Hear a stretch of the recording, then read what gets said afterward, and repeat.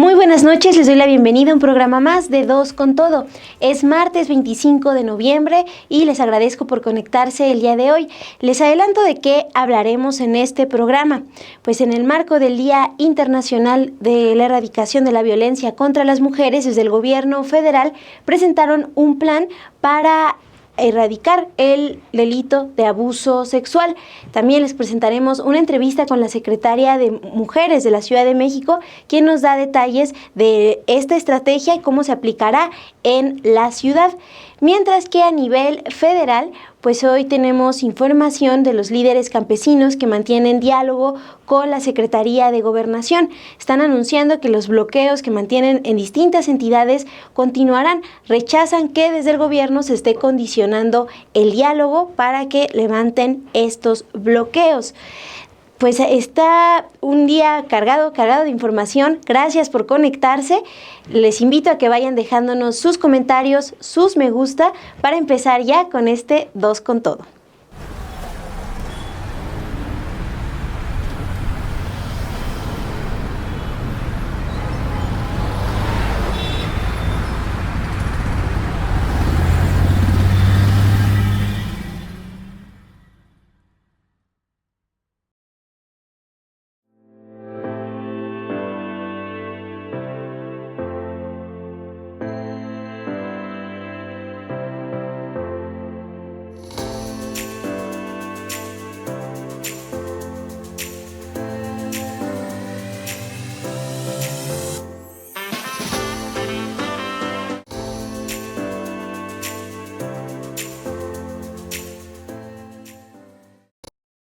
Muy buenas noches, gracias por conectarse conmigo y con el equipo de Sin embargo, este día en Dos con Todo. Le agradezco a Gerardo Meléndez, quien me envía saludos, y también a todo el equipo que hace posible este programa. Nos envió también un superchat. Muchas gracias, Gerardo Meléndez. Mauricio Pérez me hizo reír con su comentario porque le envía saludos a mi compañera Dulce Olvera, que está de vacaciones hasta los Emiratos Árabes. Siempre la mandan ustedes a apostar a Las Vegas, a Francia. Ahorita están diciendo que está en Emiratos Árabes. Pues ya la próxima semana que regrese, que nos aclare a dónde se fue a descansar. También le agradezco aquí a Hugo González, que nos dice buenas noches. A la chihuahueña 24, que pregunta dónde está Dulce. Bueno, pues de vacaciones, pero ya regresa en unos días. Emma Gons también está acá escribiendo y agradeciéndole a Pedro Mellado en Puntos y Comas con la información que nos compartió. Jesús Eduardo Rodríguez nos dice que nos saluda desde Tijuana. Pues un saludo a Tijuana también, Jesús, y a Sergio Amayas, que está por acá, no había visto que comentara. A Thor también nos envía un saludo. Amo el café MX, igual nos envía un saludo y yo, como su nombre lo dice, pues hoy también me tomé un café y estoy acá. Voy a estar compartiéndole las noticias mientras me tomo también un cafecín. Y mi chacal, mira, nos envía un superchat. Muchas gracias, mi chacal. Nos dice, me dice, buenas noches, Mon, por rifarte hoy la conducción.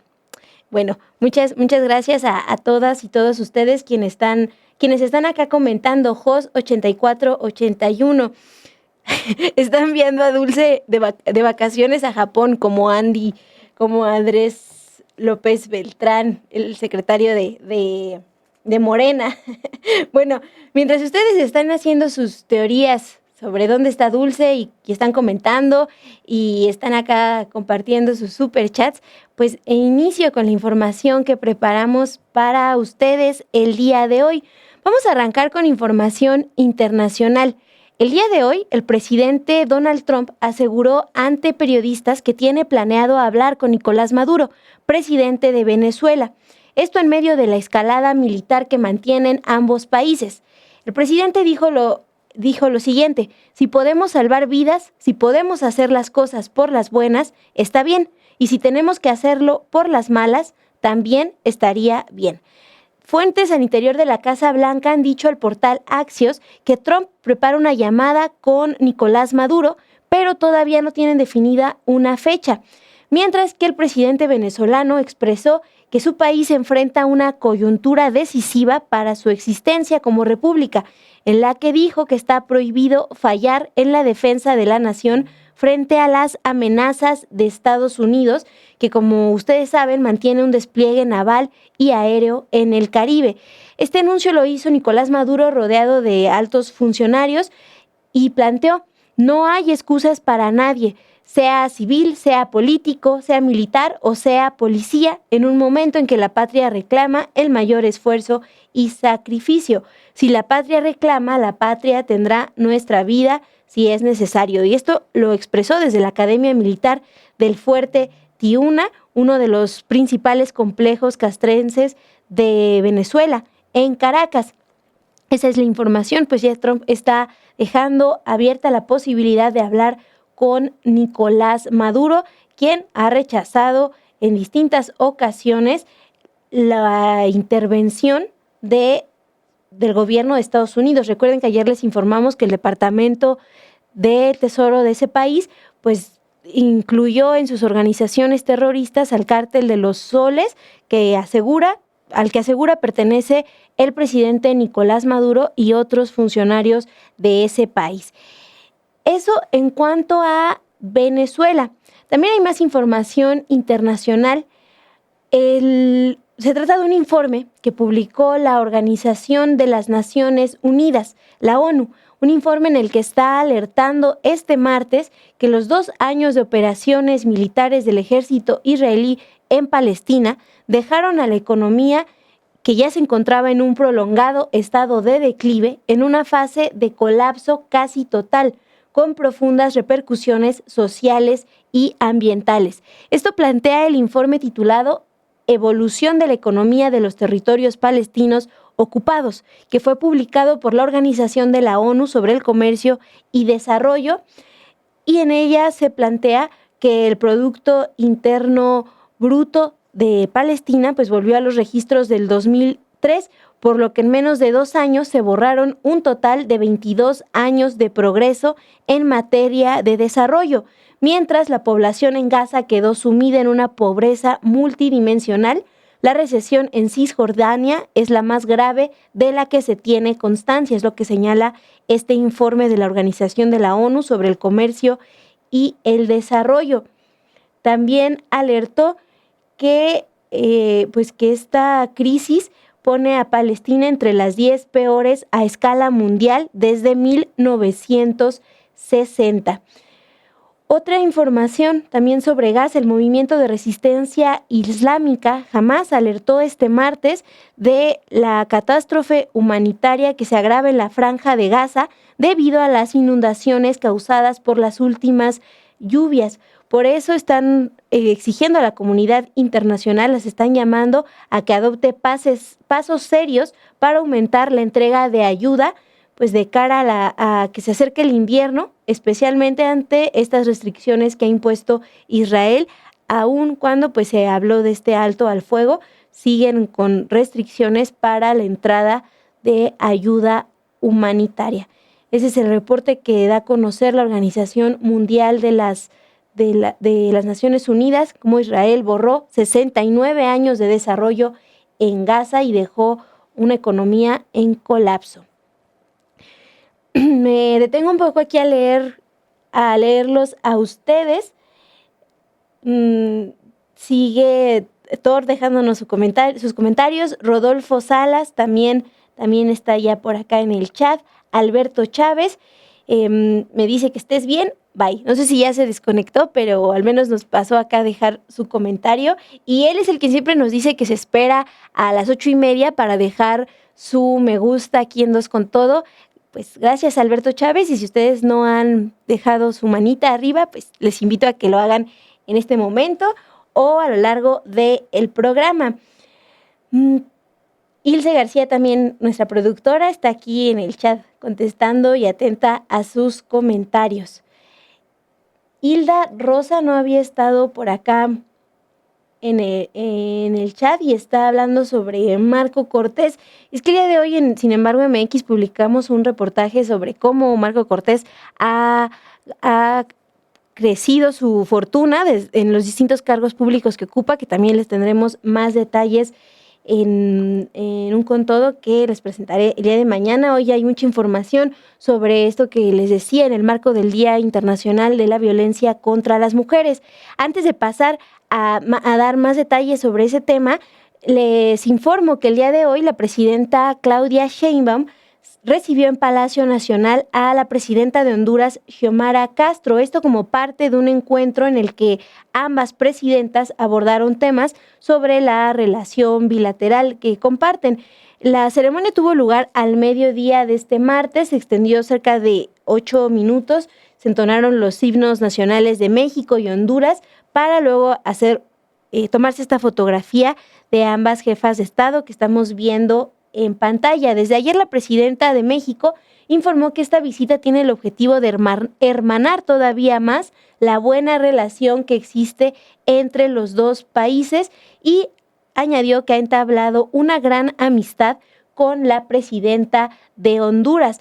Pues una reunión importante, ya lo saben ustedes, en el marco de estas diferencias que han tenido países como Perú con México. Entonces, pues estamos viendo a la presidenta de México reunida el día de hoy con la presidenta de Honduras, Xiomara Castro. Ya hay un comunicado del gobierno de México, de la presidencia, sobre esta reunión que mantuvieron ambas presidentas.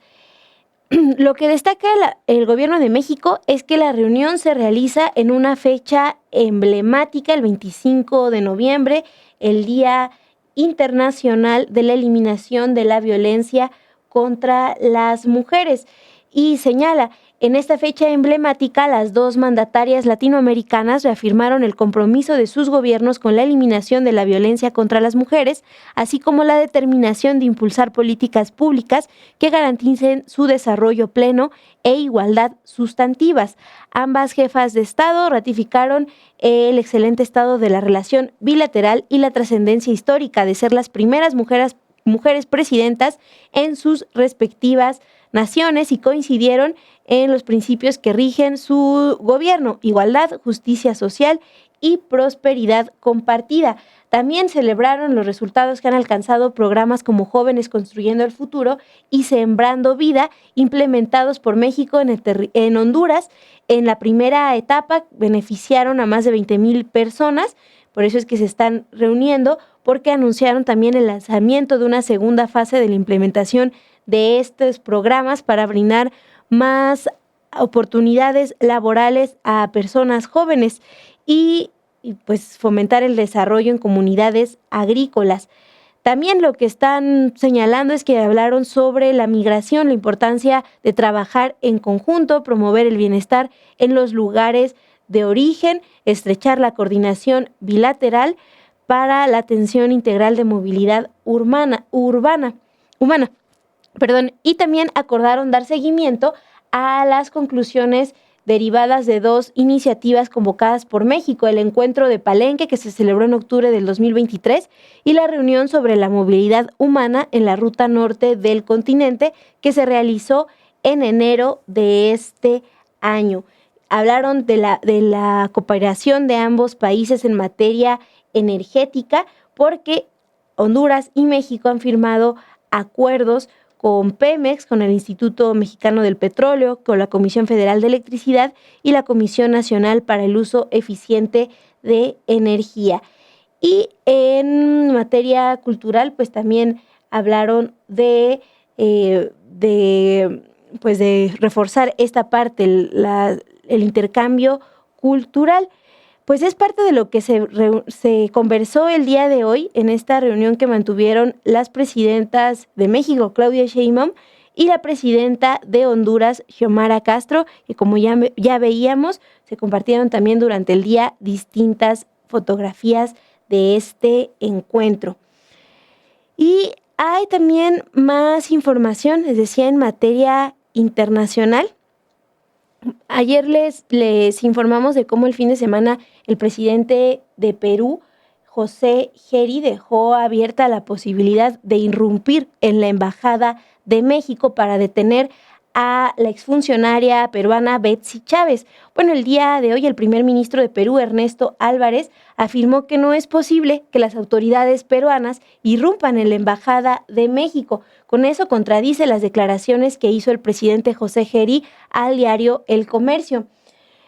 El primer ministro de Perú descartó esta posibilidad y explicó que las declaraciones del presidente solo representan el sentimiento de la mayoría de los peruanos, pero recalcó que no es posible ejecutar esa acción. El primer ministro dijo ante medios de comunicación: no es posible tratar de sustraer del ámbito de la sede diplomática a una persona por más emotividad o por más que sea requerida por la justicia peruana. Mientras que el ministro de Exteriores de Perú, Hugo de Sela, quien también cuenta con experiencia como diplomático, reiteró que la propuesta de Geri para irrumpir en la Embajada de México y detener a Betsy Chávez no se hará realidad. Él planteó: yo he conversado con el presidente sobre el tema y le puedo decir con absoluta claridad que esa hipótesis no se va a dar en la realidad, la hipótesis de entrar a la embajada por la fuerza. Desde ayer la presidenta Claudia Sheinbaum advirtió que si elementos de seguridad trataban de ingresar a la fuerza a la sede diplomática de México, pues se trataría de una violación a la soberanía, e hizo un llamado a dialogar, pero recalcó que la ex primera ministra de Perú, Betsy Chávez, tiene el derecho a solicitar asilo político en México. Pues ahora vemos estas declaraciones del primer ministro de Perú y también el ministro de Exteriores contradiciendo al presidente: no van a entrar, no se puede entrar a la Embajada de México para detener a Betsy Chávez, quien solicitó asilo político en nuestro país. Desde ayer que les dimos a conocer esta información, pues sí había ahí algunos comentarios de ustedes, pero lo que hay que enfatizar es que las relaciones, la asesoría, el respaldo en las embajadas a ciudadanos mexicanos, pues continúa, aunque está estas diferencias entre el gobierno de Perú con México, se sigue dando atención a ciudadanos en las embajadas y también las relaciones comerciales entre ambos países continúan. Y mientras, antes de pasar también a otra información, les agradezco a quienes se van sumando. Alicia del Arbe, no la había visto, pero está acá comentando. Miguel Ayala también dice que hay mucho hondureño, no voy a citarlo, pero dice agradable, pues a raíz de esta reunión que tiene la presidenta Claudia Sheinbaum con la presidenta de Honduras. Gerardo Meléndez tiene ahorita la corona con el número 1 comentando, que casi siempre tiene Rodolfo Salas, pero ahora está en el lugar 3. ¿Y a quién más veo acá en el chat? Carlos Mendoza también nos escribe. Diana B. Ríos también nos deja acá su comentario. Dice que Dulce y yo somos las más millonarias, que somos más millonarias que Marco Cortés porque nos las pasamos en Dubái. No, Diana, no es cierto, no estés compartiendo aquí información falsa. Me hacen reír con sus comentarios, pero les agradezco mucho, les agradezco porque acá nos acompañamos y mientras ustedes me escuchan con esta información, pues yo aprovecho para leerlos, para leerlas y hacemos más amena esta noche y la información que suele ser, que muchas veces pues no es ligera. Vamos con información acerca de los bloqueos, acerca de estos bloqueos que continúan en distintas entidades. El día de hoy mantuvieron una reunión transportistas con personal de la Secretaría de Gobernación que duró casi 4 horas. Mantuvieron una mesa de negociación en la Secretaría de Gobernación, transportistas y productores, pero no llegaron a un acuerdo con el gobierno federal. Por eso anunciaron que mantendrán bloqueos carreteros en distintos puntos del país. Por ejemplo, líderes del Frente Nacional para el Rescate del Campo Mexicano, al salir de esta reunión, le dijeron a medios de comunicación que están rechazando el hecho de que la Secretaría de Gobernación les imponga condiciones para continuar con el diálogo. es decir, que les impone que les condicione el diálogo a cambio de retirar bloqueos que mantienen en al menos 10 entidades y en por lo menos 5 cruces internacionales. El diario Reforma citó el día de hoy al dirigente campesino Baltasar Valdés, quien llamó a la resistencia a los productores del campo, luego de este llamado desde la Secretaría de Gobernación a retirar los bloqueos para concretar un acuerdo. El subsecretario de Gobernación, César Yáñez, también condicionó continuar con las pláticas hasta que se retiraran los bloqueos. Hay ya un comunicado de la Secretaría de Gobernación y es justamente un mensaje que da el subsecretario César Yáñez. Voy a leer lo que mencionan en este comunicado. Después de los bloqueos y movilizaciones realizados ayer por productores agrícolas y transportistas en diferentes puntos carreteros del país, desde la Secretaría de Gobernación se les convocó una mesa de diálogo a la que acudieron este martes. No obstante, la disposición y la apertura del Gobierno de México hoy no solo mantuvieron cerrados algunos de los tramos carreteros donde se apostaron ayer, sino que incluso ampliaron el número de bloqueos, generando afectaciones al no permitir el paso de ambulancias, bomberos, servicios de emergencia y de artículos perecederos. Ello a pesar de haberle solicitado desde el inicio de la reunión comunicarse con sus agremiados para permitir el libre tránsito, evitar afectaciones a la población y avanzar en la atención de sus demandas. Por parte del Gobierno de México participaron en la mesa, representantes de la Secretaría de Agricultura, de Gobernación y de la Comisión Nacional de Agua. Lo que señala al finalizar este mensaje el subsecretario de Gobernación es que reiteran su disposición a dialogar y concertar con todos los sectores sociales, evitando pues estas afectaciones a la ciudadanía. Ese es el mensaje que se da desde la Secretaría de Gobernación. Recuerden que lo que están señalando campesinos que mantienen estos bloqueos son también ajustes a la ley de agua que se discute en el Congreso, precios de garantía en la producción de maíz y seguridad en las carreteras. Otro de los campesinos que he citado el día de hoy por medios al salir de la reunión señaló: nosotros nunca nos hemos negado a dialogar, pero no estamos de acuerdo a que nos pongan condiciones. Creo que hemos resistido y creo que tenemos la razón. Y si en el gobierno hay razón, el pueblo se los va a demandar. Pues esas son las dos posturas desde los líderes campesinos y lo que está señalando el gobierno federal. Los bloqueos van a continuar y pues sigue el llamado a que dialoguen. Vamos a seguir también con más información acá a nivel nacional. Ya les hemos hablado, cambiando por completo de tema, pero que se ha mencionado mucho desde hace unas semanas y en redes sociales también se han replicado los mensajes de esta mexicana, Fátima Bosch, quien denunció haber sufrido violencia en Miss Universo, y ustedes saben, pues ella triunfó en este certamen Miss Universo 2025. Bueno, de nueva cuenta vuelve a pronunciarse contra la violencia.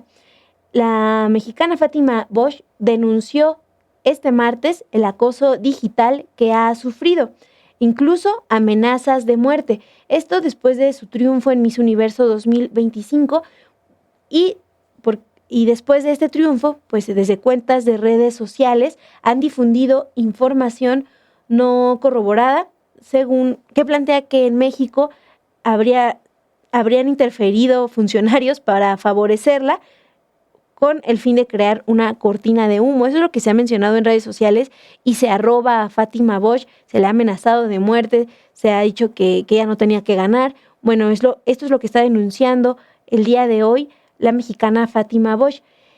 Publicó algunas capturas de pantalla con mensajes violentos y mensajes que la ofenden.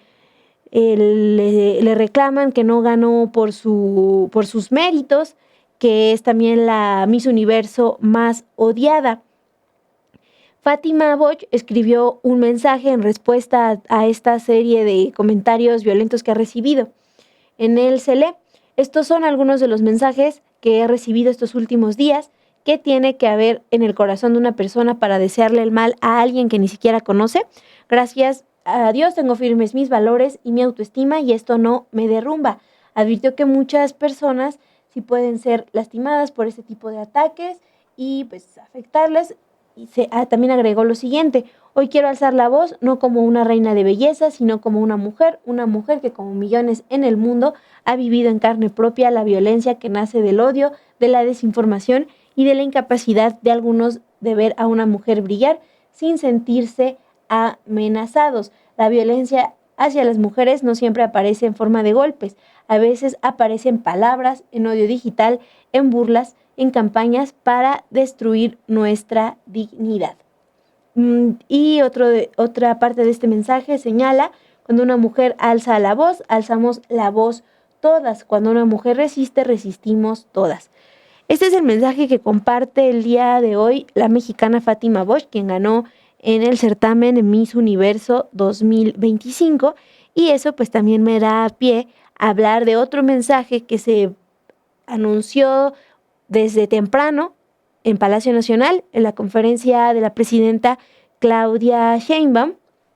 Un mensaje importante porque se presentó un plan contra abuso sexual.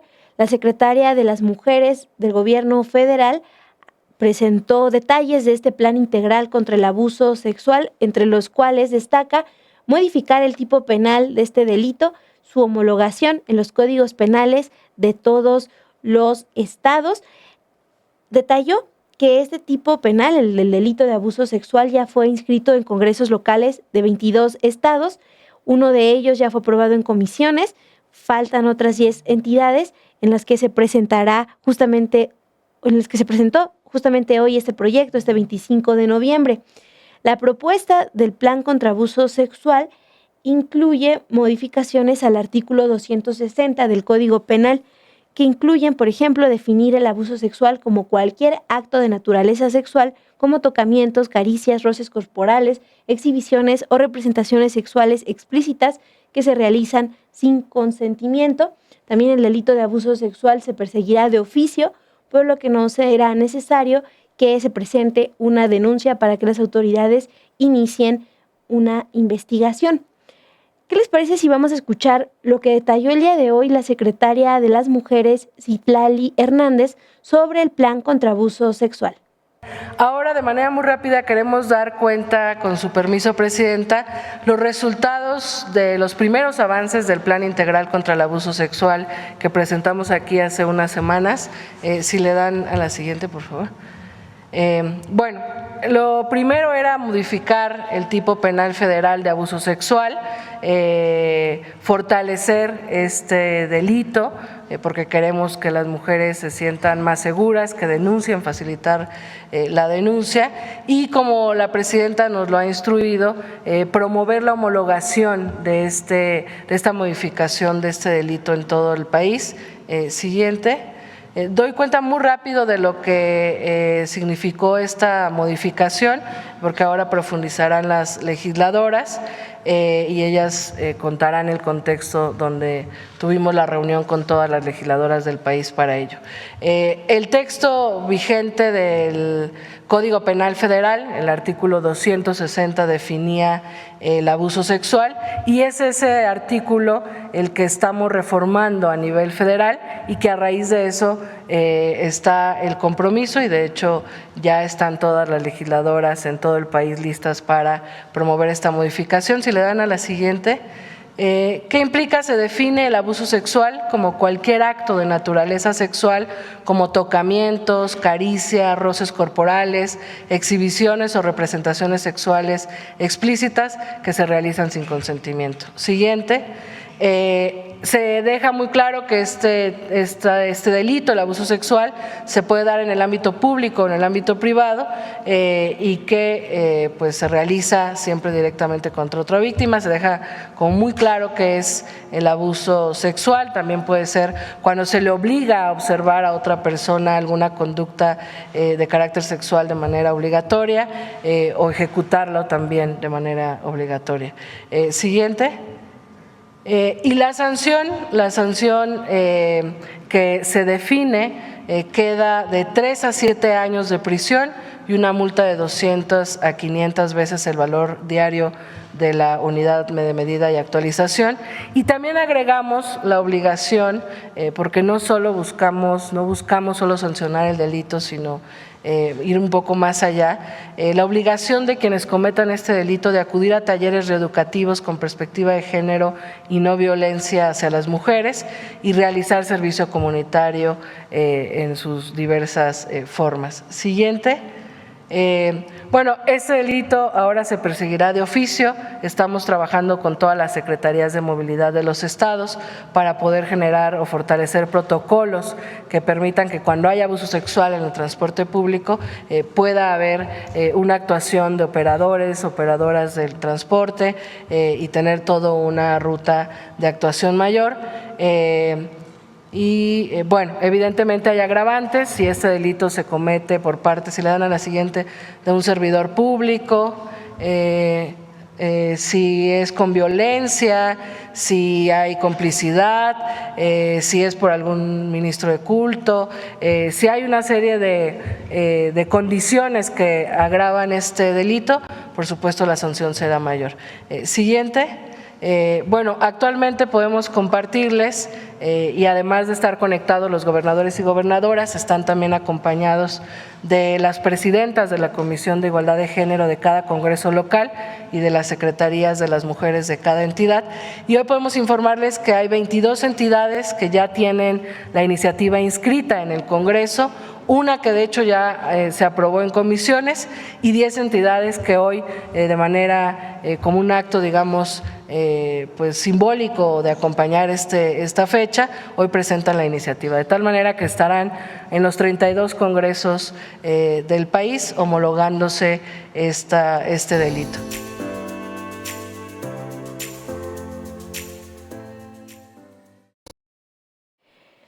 Pues eso es lo que anuncian el día de hoy desde Palacio Nacional la secretaria de las Mujeres, Citlali Hernández, y aquí en el chat nos señalan un pendiente, las reformas a las fiscalías, la capacitación a las personas que atienden directamente a las personas que acuden a denunciar.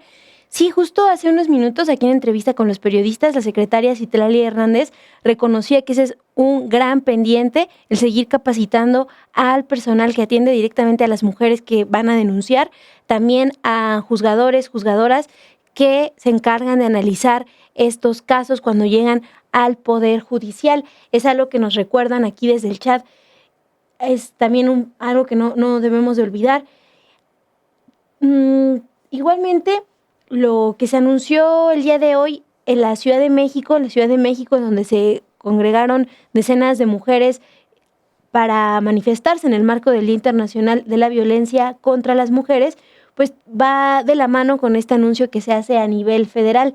Se presentó desde ayer una campaña que se llama Si te toca, nos toca, y es una campaña en la que se ha hablado de no solamente compartir mensajes en el transporte público, en las calles, haciendo un llamado a garantizar los derechos de las mujeres, sino que incluye también otra serie de acciones como el recorrido a colonias con altos índices de violencia en la Ciudad de México para visitar casas, dialogar con residentes y asesorar a mujeres que enfrentan algún tipo de violencia. También recordar que el número de emergencia que se ha habilitado es el *765 para ofrecer servicios de salud, bienestar, asesoría jurídica.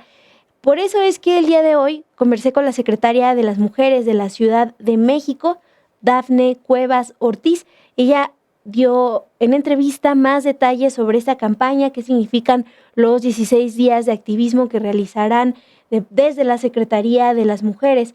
Algo que ha destacado, por ejemplo, es que además de la asesoría en las calles de la Ciudad de México con altos índices de violencia, se está trabajando en cómo identificar la violencia, por ejemplo, en los hoteles donde se han registrado casos de feminicidio. Para eso, pues se creó la mesa de hospedaje seguro. Desde la Secretaría de Mujeres me comentó que trabajaron en un protocolo y un modelo de capacitación para el personal de estos hoteles para identificar señales de riesgo y prevenir delitos contra las mujeres, un protocolo que se aplicará pues ya cuando avancen las reformas que presentó el día de hoy el gobierno de la Ciudad de México, un paquete de reformas que fue presentado al Congreso de la Ciudad, todavía tienen que aprobarse. Y también habló sobre el sistema público de cuidados, una iniciativa que han exigido mujeres pues para garantizar que puedan realizar sus actividades sin que el trabajo de cuidados, el cuidado no nada más de niñas, niños, sino también el cuidado de adultos, de personas de la tercera edad, no recaiga únicamente en ellas, que puedan pues ejercer sus actividades, trabajar, ir a la escuela, sin que el tema del cuidado las limite y sobre todo pues consuma gran parte de su día. Sobre este sistema público de cuidados es importante recordar que ya iniciarán desde esta semana las consultas ciudadanas donde pues se va a escuchar a mujeres para definir qué es lo que se espera de este sistema público de cuidados. Les agradezco mucho a quienes nos acompañaron, a mí y al equipo que hace posible Dos con Todo esta noche. Les vamos a dejar con esta entrevista con Dafne Cuevas. Les repito, ella es secretaria de las Mujeres de la Ciudad de México. Quédense, aquí los voy leyendo en el chat y les agradezco pues por todos estos mensajes, por este acompañamiento. María Luisa Álvarez, que nos dice que también se espera a las 8:30 para dejar su me gusta. Gracias. Los dejo con esta entrevista y nos vemos mañana aquí en Dos con Todo.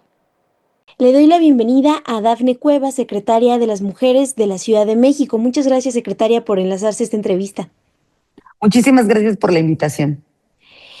Me gustaría iniciar preguntándole qué, qué diferencias tiene esta campaña que recientemente lanza el gobierno de la Ciudad de México, Si te tocan, nos tocan, si te tocan, nos toca, y también el lanzamiento que hacen de un paquete legislativo. ¿Cuál es el trabajo más bien que hará la Secretaría de las Mujeres? ¿Qué les toca a ustedes como Secretaría? Nosotras somos órgano rector. Como Secretaría de las Mujeres, nuestro mandato es garantizar que los derechos de las mujeres se puedan ejercer en esta ciudad, que las mujeres estén en el centro de la propuesta y de la respuesta institucional de las políticas públicas, de los presupuestos, y en esa tarea hemos estado abocadas pues desde que llegamos al gobierno. En el marco de la jornada de los 16 días de activismo contra la violencia, se lanza esta campaña que efectivamente se llama Si te tocan, nos toca. Y ese nos toca apela a qué le toca a cada persona de la sociedad, comenzando por el propio gobierno de la ciudad, cuál es la respuesta institucional, cuál es la política pública que tiene que estar disponible, cuál es el acompañamiento que vamos a dar para las mujeres y demás. Ahí está, digamos, el cúmulo de los mensajes vinculados a nuestras responsabilidades institucionales, pero también la campaña le habla a la sociedad, le habla a la comunidad, le habla a los propios hombres. A todos nos toca algo cuando hablamos de violencia contra las mujeres, porque la violencia está normalizada o está instalada en la vida y lo que tenemos que hacer es desarraigarla. Y para desarraigarla, todas y todos tenemos que pensar cómo contribuimos a su normalización, a su invisibilización, a su silenciamiento. Y entonces, ¿cómo nos salimos de ese lugar? Ponemos ojos claros, hacemos acciones contundentes y acompañamos a las mujeres. Solamente si actuamos toda la sociedad en su conjunto, si la respuesta es una respuesta social y comunitaria, podremos garantizar el derecho de las mujeres a una vida libre de violencia. Y en eso estamos. Esta jornada también tiene, además de la presentación de la campaña, que va a ser una campaña permanente, pues tenemos muchas actividades del conjunto de las secretarías del gobierno de la Ciudad de México. Pero me gusta mucho contarte que a partir de hoy y hasta el 10 de diciembre, La jornada de 16 días de activismo es una jornada territorial. Es decir, vamos a ir a las colonias de la Ciudad de México con altos índices de violencia y vamos a tocar las puertas y vamos a llevar información de la oferta institucional y vamos a hacer procesos de diálogo con las vecinas ahí en sus comunidades, vamos a llevar servicios y es una acción que nosotros hemos llamado la oleada morada, la oleada violeta, pues vamos a visitar muchísimas compañeras funcionarias de las diferentes dependencias del gobierno central e incluso de las propias alcaldías. Vamos a visitar las casas, vamos a llevar allá la oferta institucional y vamos a hablar con las mujeres, los hombres, las familias, los comercios. Lo que queremos es llevar este mensaje a todo el mundo de quién es la responsabilidad de una vida libre de violencia para las mujeres. Es de todas, es de todos y que toca a cada quien. Además de estas, sí te escucho. Sí, van a hablar con estas mujeres en las colonias y de qué se hablará de las leyes que las protegen, el escucharlas para ver cuáles son las preocupaciones o qué son cuáles son los temas que se van a llevar a estas colonias. Nosotras vamos a llevar información. Llevamos un periódico sobre los derechos de las mujeres, el periódico Siempre Viva, Siempre Libre, Siempre Iguales. Llevamos imanes para pegar en los muebles, en el refrigerador, con el asterisco 765, para recordarle a la gente cuál es el número al que hay que llamar cuando estás viviendo algún tipo de violencia, cuando estás siendo testigo de alguna agresión, cuando quieres llamar para pedir alguna asesoría, cuando quieres preguntar en dónde quedan las unidades territoriales siempre vivas de la Secretaría de las Mujeres, es decir, toda la información de la oferta institucional. Pero también llevamos servicios. Vamos a llevar servicios de salud, vamos a llevar servicios de bienestar de los que están puestos en los servicios públicos de cuidado de la Casa de las Tres R's y vamos a dialogar con la gente. Vamos a llevar abogadas para que haya asesoría jurídica, para que si alguien necesita por ahí preguntar algo sobre un caso en específico. Entonces es una presencia territorial con los servicios que podemos llevar al territorio y con la información de toda la demás oferta institucional que tenemos disponible para las mujeres de la ciudad. ¿Son colonias con altos índices de violencia o cómo eligieron estos lugares en donde van a estar recorriendo? Las colonias se eligieron a partir de los criterios de la Secretaría de Participación Ciudadana, que ha venido trabajando a lo largo de todo el año en la identificación de colonias que necesitan urgentemente la presencia del gobierno para mejorar las condiciones, entre que tienen índices altos de inseguridad o índices altos de violencia o índices altos de pobreza o precariedad. Hay una lista de colonias prioritarias que han sido las colonias del Casa por Casa, que hemos visitado todos los jueves con la jefa de gobierno, Clara Brugada. Entonces, a partir de esos criterios y en diálogo con las dependencias y las alcaldías es que elegimos las colonias prioritarias para esta jornada, pero te recuerdo, la campaña es permanente. No solamente los mensajes del si te tocan, nos toca, sino la actuación del gobierno. La política contra la violencia hacia las mujeres es una política de Estado. Y en ese sentido se sostiene a lo largo del año, se sostiene con la oferta institucional que nosotras tenemos para atender, acompañar. La violencia se previene, se sanciona, se erradica. Y nosotros estamos tratando de trabajar en todas esas esferas, digamos, prevención, atención, sanción y erradicación. Por eso es muy importante que nuestra presencia territorial es a lo largo de todo el año, que vamos todos los jueves a las colonias, que eso se va a seguir haciendo, que recibimos mujeres en la audiencia pública los martes en el Zócalo capitalino y que tenemos las instalaciones de la Secretaría de las Mujeres para recibir, atender, acompañar, asesorar y hasta litigar. No estamos en todas las alcaldías, tenemos 27 casas de las siempre vivas, los que son las unidades territoriales, hay 27 en la ciudad, tenemos 14 centros libre también operando. Los centros libre es como se llama la oferta institucional de atención que hacemos en todo el país a instancias de la iniciativa de nuestra presidenta, y acá también tenemos 14 centros libres. Tenemos también a las abogadas de las mujeres desplegadas en las fiscalías territoriales y en las fiscalías especializadas. Es decir, si una mujer fue agredida, necesita ir y levantar una denuncia, puede llegar a la fiscalía de su territorio y decir dónde está la abogada de las mujeres, y ahí la van a canalizar a esa abogada para que la asesore y la acompañe en la apertura de la carpeta de investigación. Entonces, tenemos esa posibilidad de respuesta, estamos desplegadas por toda la ciudad y queremos que las mujeres escuchen fuerte, escuchen lejos, sepan en toda la ciudad que no están solas. Y secretaria, me decía también de los martes ciudadanos, de este Zócalo Ciudadano. ¿Cuáles son las inquietudes que principalmente plantean las mujeres cuando se acercan a la mesa en la que están los representantes de la Secretaría de las Mujeres y que son importantes pues atender en el marco de estos 16 días de activismo?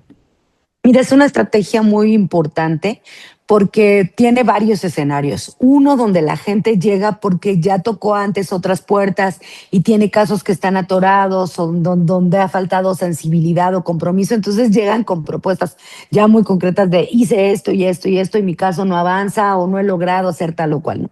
Esos casos son pocos, la verdad, porque llega mucha más gente que no tiene información, que recién está llegando a preguntarnos qué se podría hacer si está viviendo tal o cual situación, si nosotras podemos acompañarlas, porque o viene alguien que dice es que iba pasando, vi que estaban acá y entonces quería preguntarles porque mi vecina está viviendo esta situación, ¿no? Entonces es un espacio así de acercamiento, de asesoría, a veces de primer contacto y luego pues una mesa más de resolución con casos como los que conté al principio, ¿no? Pero estamos ahí y es muy importante que la ciudadanía sepa porque todavía nos falta que la gente tenga muchísima claridad de cómo acercarse, qué tipo de ayuda o acompañamiento puede obtener, qué tipo de políticas existen para que las mujeres vivan bien, vivan libres de violencia, vivan en dignidad, qué programas tenemos disponibles, ¿no? Entonces también tenemos que publicitar mucho y es algo que es central de nuestra campaña del Si te tocan, nos toca. Nuestra línea, la SOS Mujeres, es el asterisco 765. Tú sabes que además hay una línea nacional que también está publicitando mucho la Secretaría de las Mujeres, la presidenta. O sea, es decir, toda la oferta institucional que tenemos desde las diferentes entidades es algo con lo que los medios nos tienen que ayudar a insistir. No importa cuál de los números tengan a la mano las mujeres, el asunto es que tengan a dónde llamar y que sepan que ahí va a haber respuesta. Entonces, en el caso de la Ciudad de México, el asterisco 765 está funcionando, responde a las llamadas de emergencia, de consulta, de asesoría, y a final de cuentas se puede llamar ahí por cualquier motivo, para pedir una patrulla si está ocurriendo una emergencia, para denunciar que están siendo testigos de un acto de violencia, para preguntar en dónde quedan nuestras unidades territoriales, para preguntar a dónde pueden ir a tomar asesoría jurídica, a dónde pueden ir a terapia grupal, qué tipo de capacitaciones damos, cómo se accede al programa de autonomía económica. Es decir, es una línea para que las mujeres se acerquen al gobierno de la Ciudad de México, a la Secretaría de las Mujeres y a partir de ahí establezcamos una relación. Y secretaria, en la cuestión del transporte público, también veía que esta campaña que presentan el día de ayer, Si te toca, nos toca, abarca pues la difusión en el transporte y atender pues esta cuestión que también es importante, ¿no? El prevenir el abuso y el acoso sexual.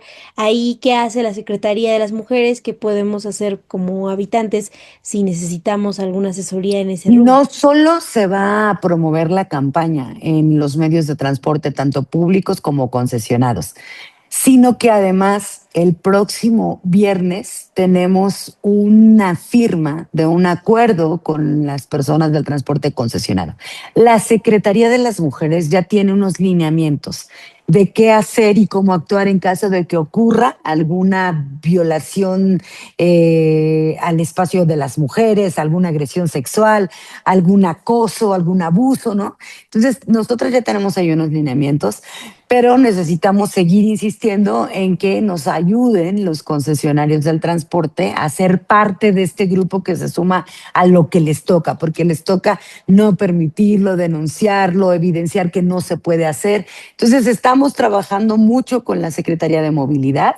La jefa de gobierno, además, nos ha pedido que nos enfoquemos de manera prioritaria en reforzar las medidas de seguridad en el transporte público. Entonces estamos trabajando en eso y como te digo, pues vamos a tener muy pronto la firma del convenio y eso implica capacitación, información, materiales visibles en el transporte público y sobre todo sensibilización con conductores o cobradores para que sean no solo no se sumen, digamos, a agredir a las mujeres, sino que sean nuestros aliados en identificar alguna agresión y reportarla.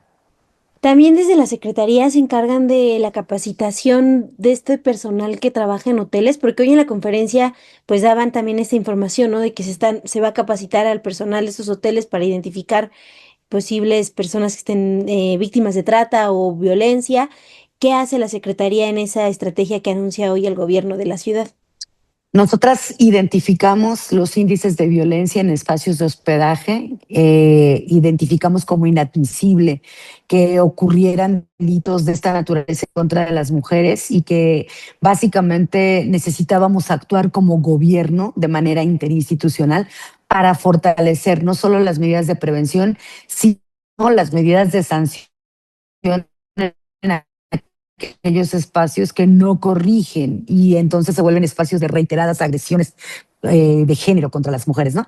Hemos estado trabajando a lo largo de ya varios meses, establecimos una mesa, la mesa de hospedaje seguro, es una de las 15 acciones de las acciones de emergencia, digamos, en la alerta de violencia contra las mujeres. Entonces, la verdad es que nos toca crear el protocolo y que ya tenemos listo. A partir de que la ley se apruebe, nosotras ya saldremos con ese protocolo que mandata la ley, crear el modelo de capacitación para que las personas, tanto de los front desk como del servicio general en los hoteles, puedan tener la capacitación que se requiere para justamente poder identificar las señales de riesgo, para que además sepan cómo prevenir, qué tipo de datos tienen que tomar, en qué se tienen que fijar, cómo no pueden pasar cosas como que entran dos y sale uno, ¿no? Entonces tienen que averiguar qué está pasando. Entonces hemos trabajado mucho en esta mesa interinstitucional y de ahí, digamos, surge la materia con la que la Consejería Jurídica se pone a hacer esta iniciativa que recupera todas las necesidades que las instituciones identificamos y por qué vamos a modernizar la ley en el sentido de garantizar la seguridad para las mujeres. Gracias, secretaria. Por último, de mi parte, yo le preguntaría también qué trabajo se está haciendo en la cuestión de el sistema público de cuidados. Veía que ya están invitando a un foro, al primer foro que se realizará el 26 de noviembre, una consulta sobre este sistema. ¿Qué está haciendo la Secretaría de Trabajo de las mujeres, perdón, y qué se espera, ¿no? Pues en lo que queda del año y lo que viene con este sistema en particular, que es algo que importa bastante. El sistema público de cuidados es una de las grandes apuestas del gobierno de la Ciudad de México. Fue una gran oferta, digamos, desde campaña de la jefa de gobierno y ella lo ponía en palabras muy simples de entender, pero es una transformación profunda. O sea, ha habido revoluciones de diversa índole, el mundo se ha venido transformando y lo que ha quedado igual es la división sexual del trabajo. Las mujeres seguimos a cargo de las tareas del cuidado que nadie reconoce, que nadie valora, que nadie paga. Entonces, ¿qué tenemos que hacer con esto? Generar alternativas. Las mujeres no tenemos que seguir cargando con las tareas del cuidado de manera desproporcionada e injusta y entonces hay que generar oferta institucional para que esas tareas se distribuyan distinto. Por eso las casas del cuidado se llaman las casas de las 3R, para que la gente pregunte qué es eso y es revalorar, redistribuir y reducir la carga de trabajo sobre los hombros de las mujeres. Ya está funcionando la Casa de las 3R Jimena Guzmán en la colonia Buenos Aires, pero además ya están a punto de iniciar funciones otras tantas. Para este año se proyectaron las primeras 26, habrá 200 cuando este gobierno concluya, 100 en las utopías que tendremos disponibles y 100 más por aparte. Y es la gran revolución de las mujeres. En ese sentido, trabajamos en la CAS, en el Servicio Público de Cuidado, desde antes de iniciar con el gobierno. El modelo estuvo armado, puesto a disposición. Ya nosotras teníamos en la Constitución el derecho al cuidado reconocido como una obligación de Estado, y en el marco de esa posibilidad constitucional empezamos a trabajar la propuesta de la prestación de servicios, y ahora estamos dando un paso más, reformando la Constitución para poderla armonizar con la opinión consultiva de la Corte Interamericana, que la dota de contenido detallado para que nuestra Constitución siga siendo la mejor de América Latina en materia de reconocer el cuidado como un derecho. Y además, la ley del Sistema Público de Cuidados, que es el marco jurídico que sustenta la oferta de política institucional. Entonces, la verdad es que hemos venido avanzando en paralelo. Primero el modelo, incluso prestación de servicios, pero necesitamos una ley que le dé continuidad y que le dé certeza a los servicios públicos de cuidados, y efectivamente se estableció el comité de consulta. Vamos a las primeras consultas esta semana, y ese es un proceso legislativo que corre en paralelo a esta jornada de 16 días de activismo. Digamos que si lo piensas, se suma a este compromiso estratégico y redondo y circular con los derechos de las mujeres. Y bueno, ya está en curso, así que yo creo que muy pronto las mujeres de esta ciudad vamos a seguir teniendo buenas noticias en la garantía de nuestros derechos. Sería ya para que el 2026, cuando ya sumaron todas estas voces para presentar esta reforma legislativa, o lo prevén para finales de este año. Fíjate que eso depende del mecanismo de la consulta, porque la consulta por ley, sobre todo porque tiene que atender a personas con discapacidad, que es parte de los servicios del Servicio Público de Cuidado. Entonces, de manera constitucional y por así mandatarlo la Suprema Corte de Justicia de la Nación, todo lo que tiene que ver con atención a grupos con discapacidad tiene que pasar por este proceso de consulta previa, y luego se llama preconsulta y consulta. Entonces, justo hay que agotar y hay que hacerlo bien, y entonces esos procesos tienen que tomarse el tiempo que se tengan que tomar. Será el Congreso quien, a partir de que se cierre la fase de preconsulta, evalúe en cuánto tiempo estamos listos para la siguiente fase, y ojalá que alcance a estar este año. Sin embargo, podría ser a principios del siguiente. Lo que importa es que se cumpla con el proceso, que salga bien, que cuando la ley se apruebe entre en firme, digamos, ¿no? Sin ninguna posibilidad de contradicciones, de algún proceso en contra. Además, yo creo que eso va a avanzar muy bien. Ahí, digamos, hay acuerdo entre los grupos parlamentarios de la necesidad de sacar adelante esta ley. Entonces, pues hay que seguir el ritmo que marca, pues, el propio proceso legislativo, ¿no? Le agradezco mucho, Dafne Cuevas, secretaria de las Mujeres en la Ciudad de México, por esta entrevista, por esta información, y estar pendientes de estos 16 días de activismo que inician este 25 de noviembre. Te agradezco a ti, y súmense a la campaña, porque también a los medios les toca transmitir desde un lugar sensible, les toca reeducar con los mensajes que producen, que comparten. Entonces, súmense, porque si a una mujer cualquiera la tocan, a todos nos toca responder. Muchas gracias, secretaria. Gracias a ti.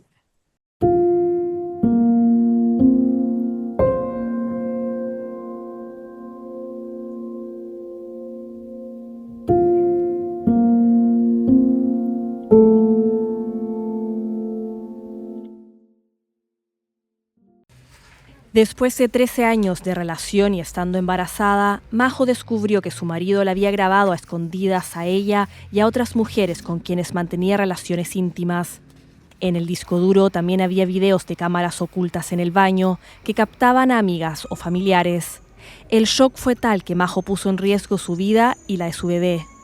Como a los 15 días de que me enteré de todo eso, buscaron una psiquiatra prenatal porque yo estaba muy mal.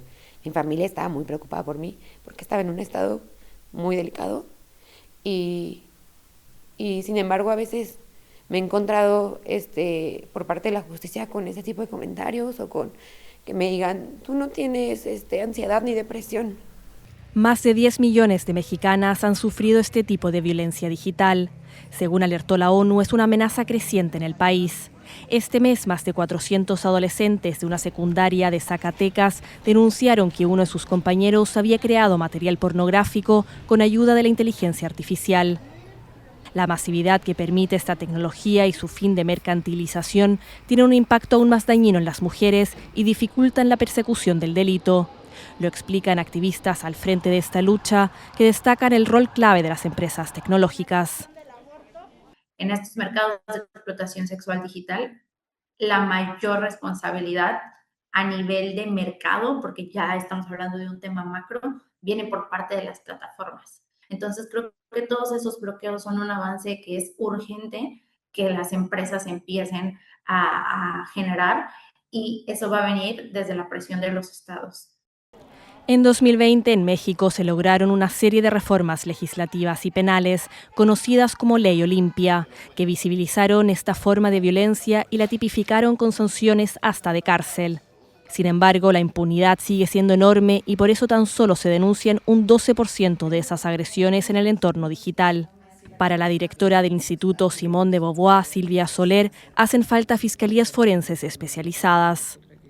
A mí no me interesaría tanto que una fiscalía se dedicara a encontrar quién generó esa imagen, sino una respuesta oportuna que retirara la imagen inmediatamente de las redes, que no pudiera ser circulable y que entonces la víctima y el daño que se le hizo se pudiera reparar. No tanto que las fiscalías, que sabemos que están rebasadas, ¿no? Hay una reforma a las fiscalías que no se ha hecho, que llevamos esperando desde el sexenio pasado. En el caso de Majo, el juez perdió el disco duro, la han revictimizado, han aplazado citatorios. Un desgaste de 1 año y medio que solo ha sido capaz de soportar para proteger a su hijo e impedir que conviva con su exmarido. Ha emprendido este proceso legal con ayuda de colectivas feministas y ha decidido compartirlo para dar coraje a otras mujeres, aunque tiene claro que nunca habrá reparación para este tipo de violencia. Sí, creo que es algo que te marca de por vida. Y el hecho de borrar los videos creo que es algo que no se puede hacer al 100%, porque si esos videos ya fueron distribuidos, pues tú no sabes cuántas personas ya los tienen en su poder. Entonces, pues no hay una manera de poder llegar a todos esos agresores, porque también son agresores.